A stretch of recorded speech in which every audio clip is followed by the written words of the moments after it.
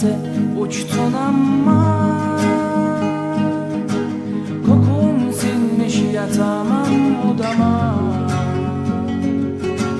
Derin derin soruyorum seni, içime hapsediyorum seni. Alışamadım bir türlü yokluğuna gül bebeğim. Sensiz yaşamak ne kadar zor, ayrılık acısını gel bana sor.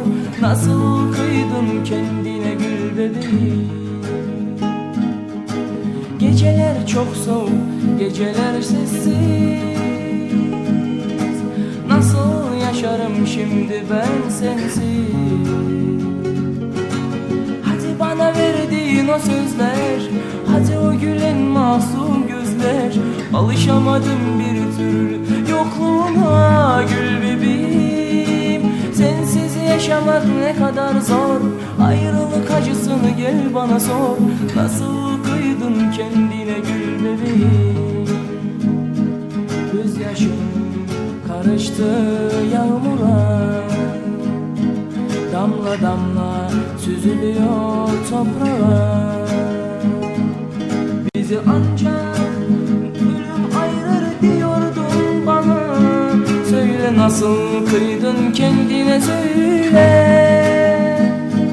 Seni benden ölüm bile ayıramadı işte. Nasıl kıydın kendine söyle gül bebeğim.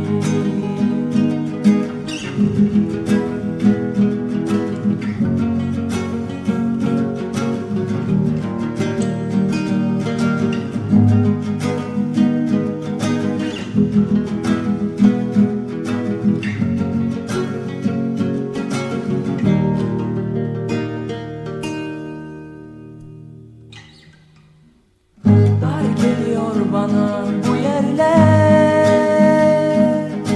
yaşanmaz oldu kara geceler. Hadi bana verdiğin o sözler, hadi o gülen masum gözler. Alışamadım bir türlü yokluğuna gül bebeğim.